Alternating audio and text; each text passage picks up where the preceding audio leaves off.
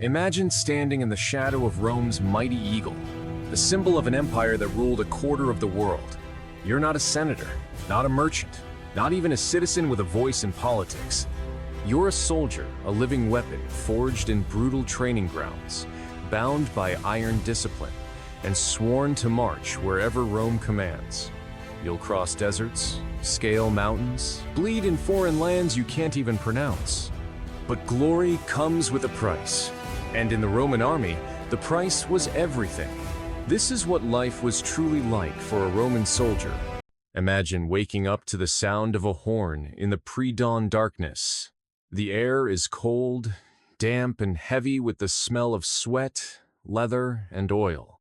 Around you, hundreds of other men stir in the dim light, pulling on their tunics and strapping on belts. You are not yet a soldier of Rome, not truly. You are a recruit, a raw body the empire intends to hammer into steel. For the ordinary man, the journey into the legions begins with a decision, or sometimes without one at all. Many joined willingly, tempted by the promise of steady pay, food, and the chance for honor. Others were pushed into service by poverty, by the lure of land grants after retirement, or by the sheer lack of other choices. And then there were those who joined because Rome demanded it, conscripts called up from the provinces, often far from the marble heart of the empire. The first test is not the battlefield. It is survival in the training grounds. A recruit's life was an unending cycle of drills, marches, and punishment. The Roman army believed in breaking a man down to rebuild him in Rome's image. Your body was your first weapon, and they made sure it could endure everything. The day would begin with a march, not a stroll, but a forced pace of 20 miles carrying full gear. And full gear meant about 30 kilograms strapped to your back. Armor, shield, weapons, rations, tools, and personal belongings. The commanders believed that if you could carry Rome on your back, you could fight for her anywhere. The training weapons were deliberately heavier than the real thing. A wooden sword, twice the weight of a steel Gladius, forced your muscles to adapt. You would practice the same thrust over and over, because in Roman doctrine, the thrust was deadlier than the slash. It pierced armor, slipped between ribs, and killed quickly. Shields were equally heavy, drilled into you until holding one felt like an extension of your body. And the discipline, it was absolute. A Roman soldier could be flogged for falling asleep on guard, executed for desertion, and even beaten for losing equipment. Loyalty was not an option, it was survival. The punishments were as much about fear as about order, and in Rome's eyes, fear was a tool as sharp as any sword. The food was plain but filling: bread, porridge, cheese, dried meat, and sometimes a splash of sour wine. You ate for fuel, not pleasure. The evenings were spent repairing gear, sharpening weapons, or digging ditches. A Roman soldier was also an engineer, a builder, a road layer. For every battle fought, there were weeks of construction, fortification, and logistics. By the end of training, a recruit was no longer simply a man, he was part of the legion, a living cog in an unbreakable machine. Every soldier learned to fight in perfect formation, shield locking to shield, moving like a wall of iron.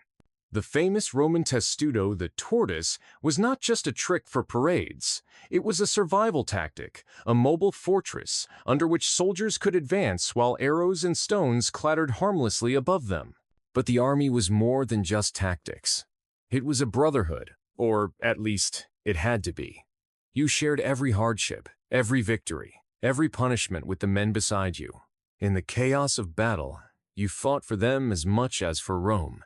And while the pay was modest, about 225 denarii a year in earlier centuries, more in later ones, the real reward was the promise of land and citizenship for those who served long enough.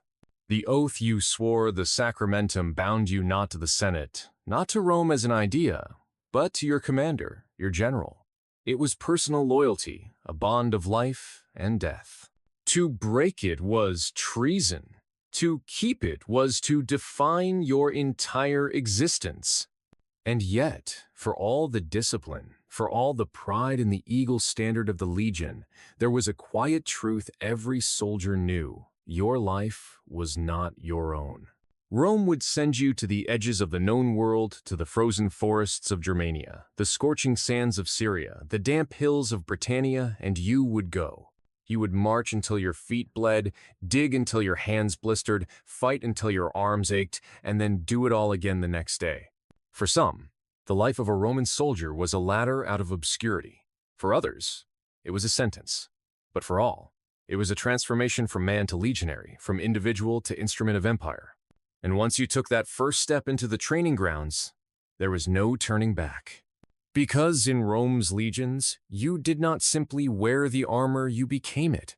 The years pass, and the rhythm of a soldier's life becomes second nature: the march, the drill, the camp, the battle. But time leaves its marks. The young recruit who once shouldered his pack with pride now carries scars on his skin, and deeper ones beneath it. Injuries were an unavoidable part of the profession. A cut could fester in the days before antiseptics. A broken bone might never set properly. A veteran's body was a map of pain.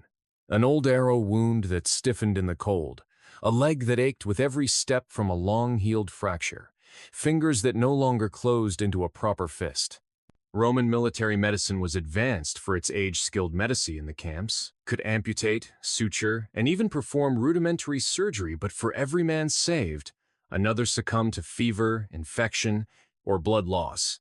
There was also the mental weight. The memories of battle, the faces of fallen comrades, the screams, the smell of death followed men long after the fighting stopped. Romans did not have a name for it, but what we might now call trauma haunted many veterans. Some turned to drink. Others sought distraction in gambling or the chaos of city life. A few simply withdrew, their eyes always fixed on a distance no one else could see. Service in the legions was long 20 to 25 years before a soldier could be discharged honorably. For a young man who enlisted in his late teens, this meant the prime of his life belonged to Rome. When discharge finally came, it was marked with ceremony. A soldier received a diploma, a bronze tablet declaring his service complete, and with it the rewards Rome had promised.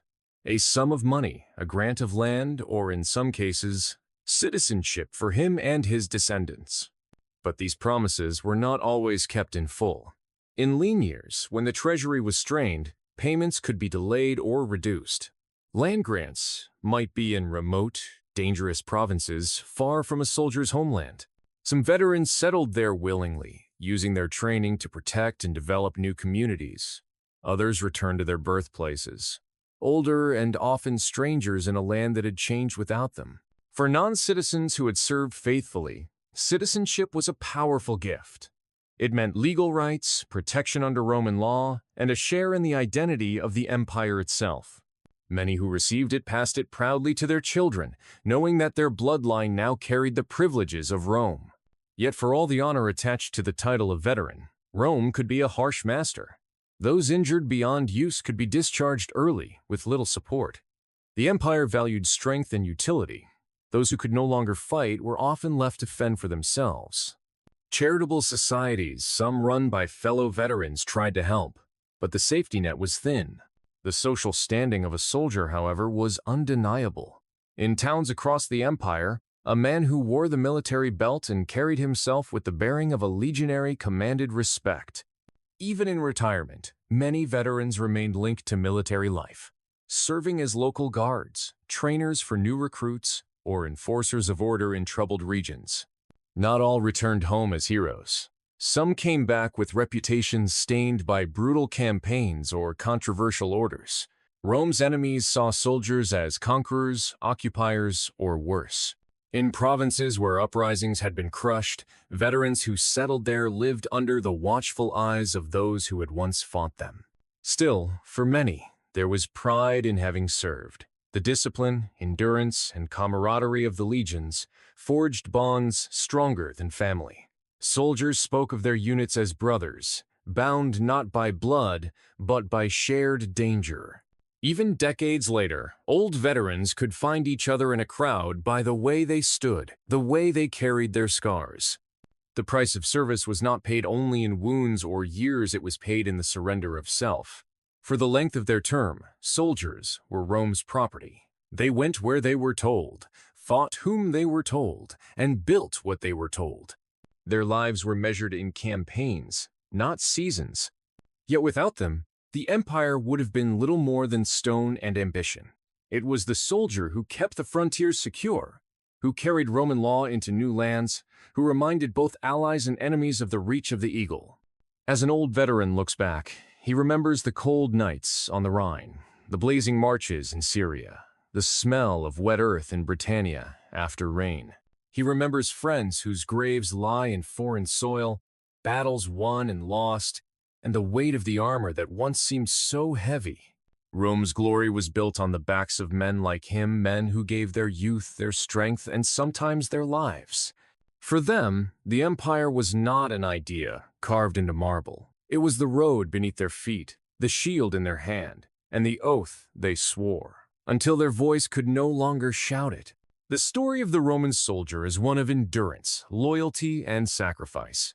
It is a reminder that behind the marble temples and golden triumphs stood legions of flesh and blood, whose lives were the true foundation of the empire. And when the empire finally fell, centuries later, the memory of its soldiers marched on not just in the ruins of fortresses or the lines of old roads, but in the enduring idea that discipline, order, and shared purpose can hold a world together. Because to be a Roman soldier was to be part of something greater than yourself, and to pay the price that greatness demands. If you found yourself walking beside the legions today, hearing the clash of shields, feeling the heat of the march, and living the life of a Roman soldier, remember that history's grandest empires were built by ordinary men facing extraordinary demands. Like, share, and subscribe for more untold stories from the ancient world. And step with me into the next chapter of history.